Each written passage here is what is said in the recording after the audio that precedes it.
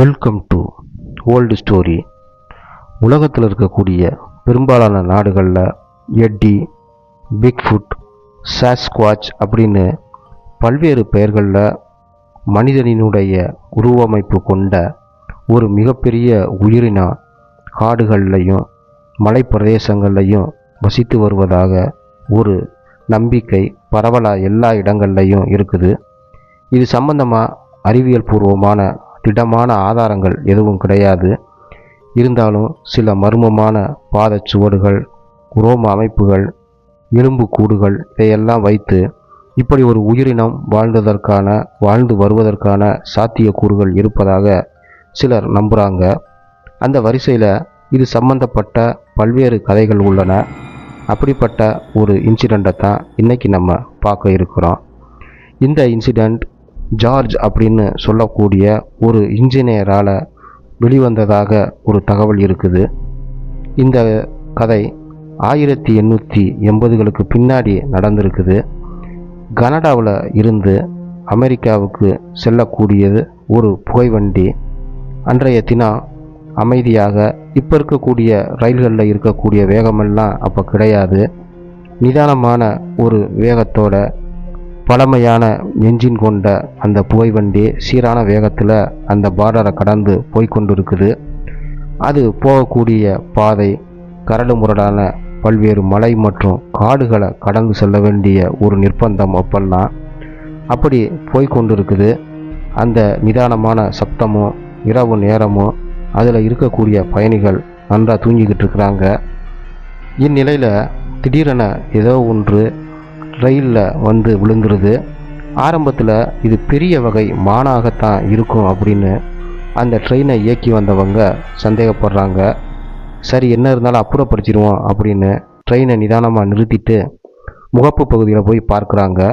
அப்போல்லாம் இந்த ட்ரெயினினுடைய முகப்பு பகுதியில் இது மாதிரி அடிபடக்கூடிய உயிரினங்களை அப்படியே தூக்கிட்டு போகிறதுக்கு ஏற்ற மாதிரி ஒரு இணைப்பு இருக்கும். அந்த இணைப்பில் இந்த உயிரினம் அப்படியே அடிபட்டு கிடக்குது. இதை பார்த்து அவங்க ஆரம்பத்தில் ஒரு மனித குரங்காக இருக்கலாம் அப்படின்னு சந்தேகப்படுறாங்க. பக்கத்தில் போய் பார்க்கும்போது தான் அது மனிதனுடைய முகத்தை கொண்ட குரங்கு போன்ற உடலமைப்பும் வித்தியாசமாக கிட்டத்தட்ட 7 அடி உயரத்திற்கு மேலே இருந்ததை பார்த்து அவங்களுக்கு அதிர்ச்சி அடைஞ்சிடுறாங்க. ரொம்ப பயத்தில் உறைஞ்சு போகிறாங்க. இருந்தாலும் அந்த நடு ராத்திரியில் பயணிகளோடு அந்த இடத்துல இருக்கக்கூடாது அப்படிங்கிறத அவங்க முடிவு பண்ணி உதவிக்கு மற்ற பெட்டிகளில் இருக்கக்கூடிய நபர்களையும் கூட்டிகிட்டு வந்து இதை அப்புறப்படுத்தணும் அப்படின்னு சொல்லி முயற்சிகள் பண்ணுறாங்க. அதே மாதிரி போய் கூட்டிகிட்டு வர்றாங்க. ஆனால் அவங்க வரும் சில வினாடிகளுக்கு முன்பாகவே அங்கே அந்த உயிரினம் இல்லை. ஆனால் பக்கத்தில் சிலருடைய காலடி தடங்களும் அதை தொடர்ந்து சில சப்தங்கள் மட்டும் கேட்குது. இவங்களுக்கு ஒன்றுமே புரியலை. யாரோ அதை அப்புறப்படுத்தி கொண்டு போகிறாங்க அப்படிங்கிறது மட்டும் அவங்க புரிஞ்சுக்கிட்டாங்க. அதன் பின்னாடி அந்த இடங்களில் சில மனிதர்களுடைய பாதச்சுவடும் அதோடு சேர்த்து மிகப்பெரிய இன்னொரு பாதச்சுவடையும் மட்டும் அவங்க பார்க்குறாங்க. அதனால் அந்த பகுதியில் வாழ்ந்து வரக்கூடிய காட்டு மனிதர்கள் தான் இந்த உயிரினத்தை காப்பாற்றி கொண்டு போயிருக்கணும் அப்படின்னு அவங்க முடிவு பண்ணுறாங்க. இதற்கு மேலே அந்த இடத்துல நின்று ஆராய்ச்சி பண்ணுறது தேவையில்லாத ஒன்று, வேறு ஏதாவது ஆபத்தை உண்டு பண்ணிடும் அப்படின்னு முடிவு பண்ணி உடனே அவங்க ட்ரெயினில் பயணிகளோட பத்திரமா ஊருக்குள்ளே போய் சேர்ந்துடுறாங்க.